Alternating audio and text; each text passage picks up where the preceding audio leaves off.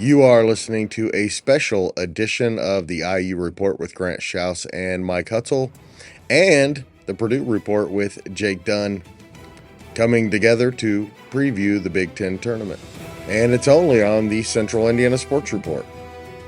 Catch Jake Dunn on Wednesday in his normal Purdue Report spot. And our IU guys, Mike and Grant, will be back on Wednesday night with a recap of, hopefully, IU against Purdue.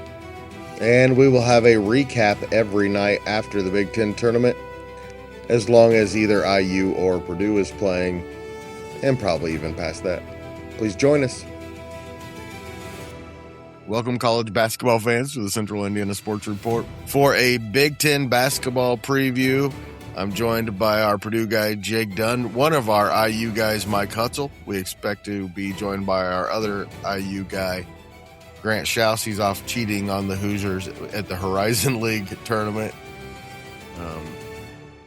Doing some portal scouting, I think. Michael Cooper, the freshman point guard at Wright State, Awesome. might be a portal candidate. Jeffersonville kid, there you go. So maybe it's all on the up and up. But here to talk some Big Ten basketball, and I want to ask you guys, which one of you is less enthused about going into this tournament? I don't know how bad it is for Jake, but you can't be any less enthused about a basketball season than I am right now. So at least you guys have a path to the Big Ten title game that looks reasonable. There's no world that exists in which I can foresee Indiana making any kind of run this weekend. And honestly, their first game on Wednesday could be against a team they've lost to 6 straight times. So, yeah. And given the history of Indiana in this event, yeah, I'm dying for this week, let me tell you. Yeah, my answer is definitely not me. I know. IU's had a tough season. I've got a little bit of hope. I don't think IU fans have much hope here. It was about a week and a half ago. IU fans were pretty excited about this team, Mike. Well, we remember, if you go back and listen, we said there's one thing you cannot do, and that's lose all these games. Well, guess what Indiana did? They lost 4 of their last 5, and they really didn't even compete in 3 of the 4, and the 4th was a loss at home to Northwestern. So you talk about sucking any momentum and enthusiasm out of a season. Go lose a few games by close to 30. Just get completely outclassed by schools that are supposed to be your rivals. Play what you feel like is a chance to make the tournament, and not even compete in any of these matchups. It really, really puts a sour taste in your mouth and wraps up what at one point felt like a positive first season for Darren DeVries, but he's really, really losing a lot of enthusiasm among the fan base, which is crazy. This isn't a fire Darren DeVries conversation. You're stupid if you want to have that discussion, but it's taken a lot of what the fan base was excited about and just put it back down to the Mike Woodson era level of enthusiasm for the program. And in the other corner, you have a team that began the season ranked number 1 in the country and has lost 5 games at home. And we're joined by Grant Shouse, trying to decide which fan base is more disappointed right now, Grant. Good question. Get the camera any closer to my face. It's a good question. I think both fan base have a lot to be disappointed about right now. I would say, I don't know. I feel like Purdue's got to be a little more disappointed, to be honest. Indiana's expectations over the years have been low last few years. Where Purdue, you come in as the preseason number 1 and you've lost 5 or 6 games at home this year. Actually, since Indiana football won the national championship, Purdue is 6-7. So not only is that a cool thing, but I think that Indiana football broke Purdue basketball. I love how they can always fit that in, Jake. I told you we were going to just hate this. Yeah. Hopefully Purdue can win a national championship here in basketball. Not saying they're going to. Just it'd be nice if we could have something to at least try to match up with that. I mean, pretty disappointing season for Purdue basketball so far, but still have it's a whole new ball game now. So that's the thing.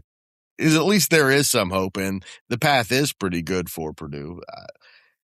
They've kind of sapped all the, as I was saying on the Purdue report this week, Jay keeps saying, hey, yeah, but our goals are out in front of us, and all they have to do is turn it on now. But I've been saying for about 3 weeks, oh, yeah, it's time to turn it on now. And all they've done for 3 weeks is lose.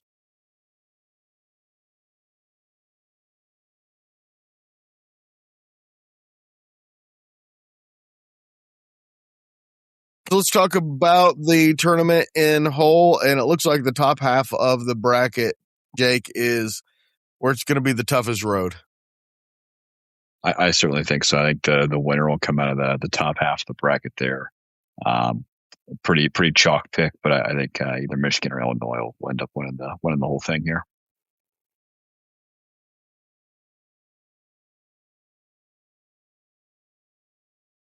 No, I feel like Jake's right. It's kind of the Royal Rumble up there at the top. You've got, I would argue, of the best teams in the league, 4 of the 5 are in the top half of this bracket, just the way it happened to break with the overall standings. Michigan, clearly the favorite going in. I mean, they've lost twice this year. One time to Duke, the other time to Wisconsin. Wisconsin's up there to deal with. That's a dangerous team, it feels like, even though Greg Gard's March resume doesn't exactly inspire confidence. Illinois, I just keep waiting for them to get everything back on track, but they may have been a team that peaked a little bit in February and are starting to take on water, but they're still a dangerous team. And I tell you right now, a team that I just think is getting it together at the right time is Ohio State. You've got the superstar in Bruce Thornton, but around him, you've got just athletes. Mobley, one of the best shooters in the conference, Devin Royal, and Jamari, the freshman, who is just absolutely taking over now. He looked like a force in that game on Saturday against Indiana. He's a very impressive athlete. So they went from the bubble to the 8th seed in the conference tournament, and I think they could give Michigan a pretty interesting matchup. Now, I'm not a John Diebler guy by any stretch, but he's got it done here at the end of this year, so good on him.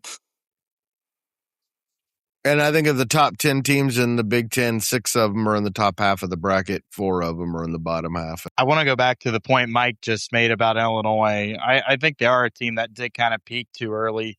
The Purdue win for them was, I mean, it's still a great win, but with kind of the way Purdue's been in their last 13 games or so, they have kind of made that win not look as great as it was when it first came about. Don't get me wrong. I think Purdue's a team that can still make a run. They've just had a couple bad losses.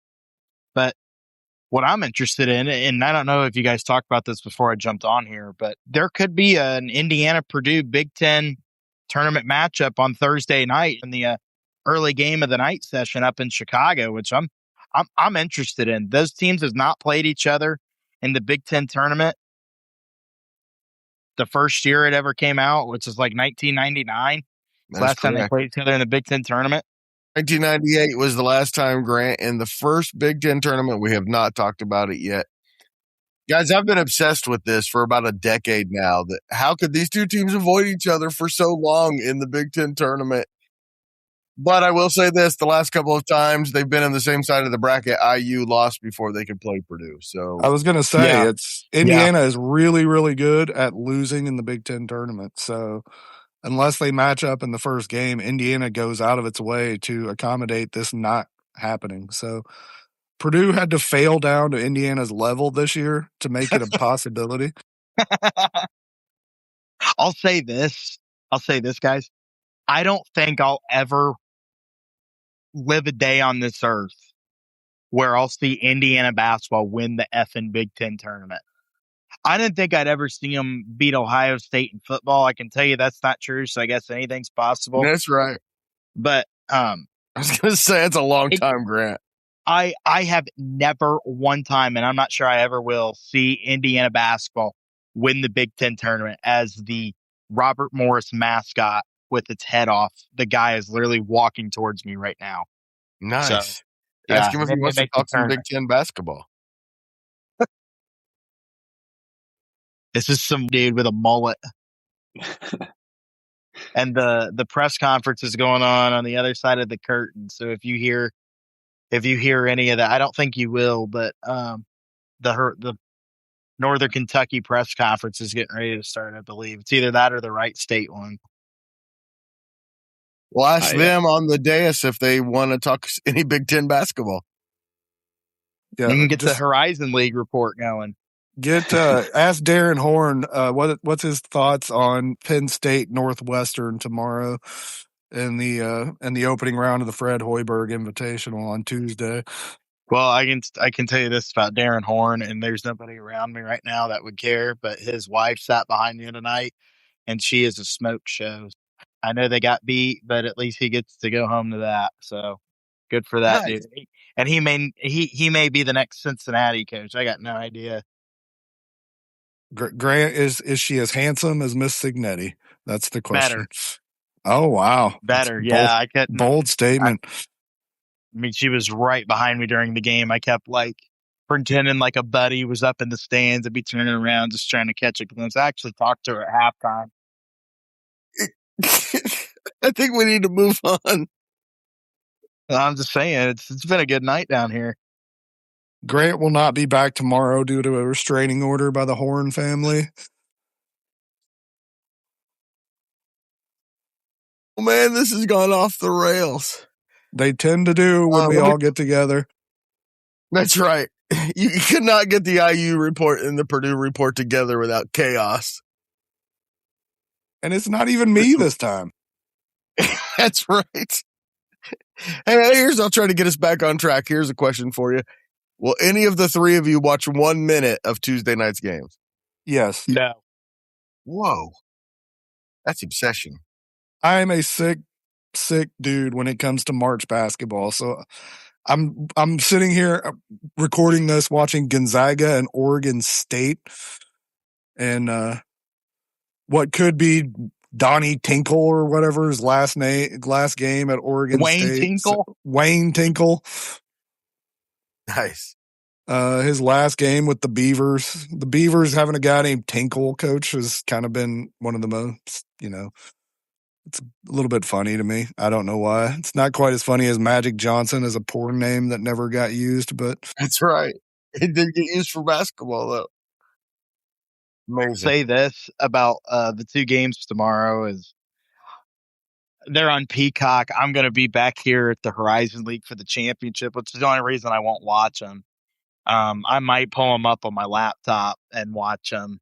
Watch at least the first game. So Jake, I've been pulling up other games here. So Jake, are you obsessed enough to watch Maryland and Oregon or Penn State Northwestern?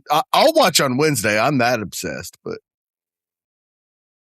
I will not be watching. I will actually be at the ACC tournament here in Charlotte, so I'll be there. I'll be there all week. So, and if you're going Tuesday night in the ACC, if we're talking about bad basketball, well, I'm getting paid to be there, so that's totally different.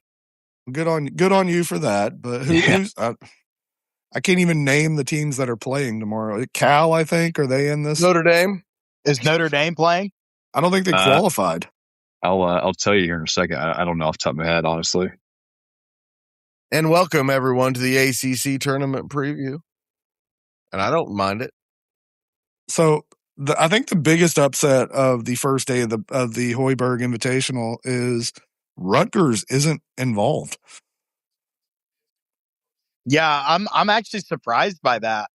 I figured they'd be one of those bottom four that would. I thought they were like easy money, going to be one of the 4 teams playing on Tuesday in Chicago, but lo and behold, Buzz Williams and Oregon both just kind of out of nowhere this year, putting together just craptastic enough of a season that gets Peichel into Wednesday. He should get a contract extension for qualifying for Wednesday night.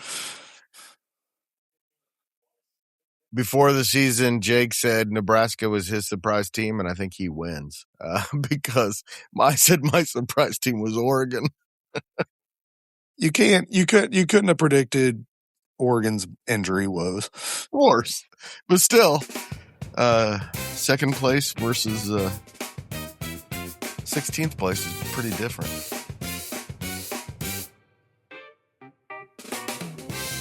All right, let's make our predictions.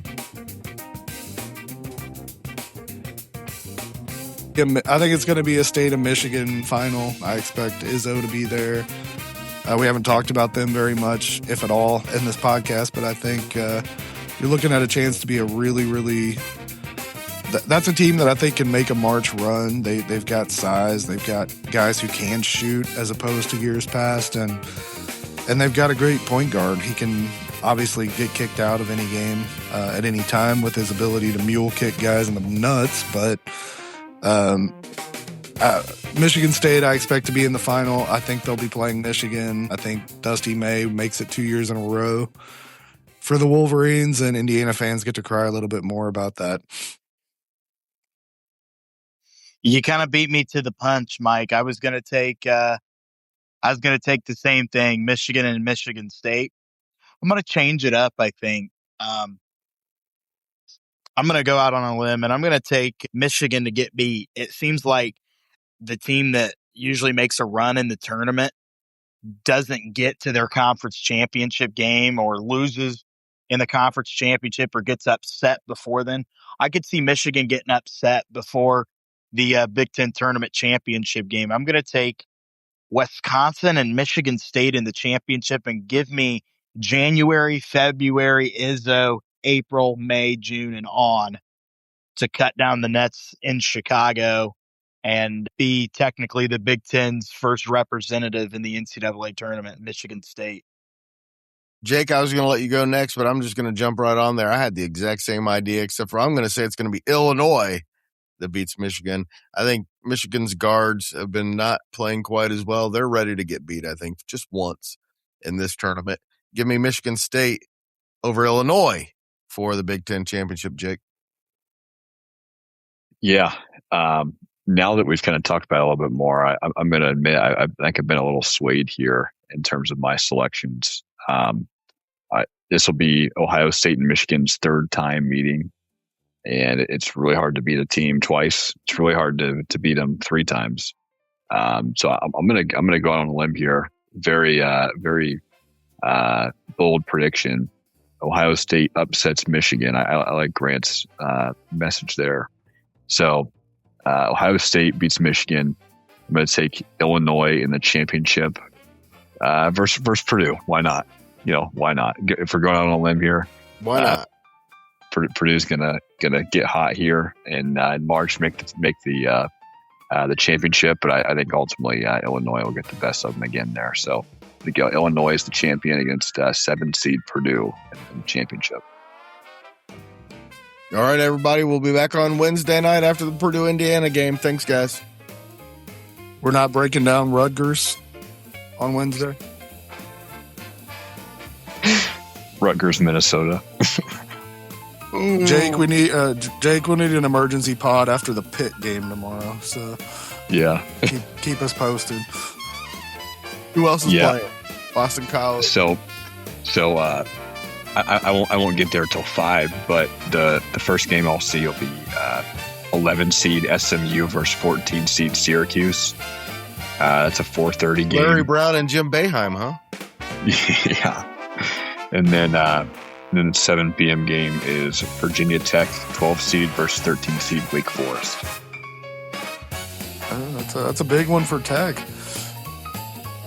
Jake, maybe you can get your picture with Carmelo. He'll probably be there. So yeah. I went to the ACC tournament one year, and the championship game was Vince Carter and Rasheed Wallace against Tim Duncan and Randolph Childress. It was awesome. 1995, maybe 96. The Central Indiana Sports Report is a product of ITG Media, and I love Susie.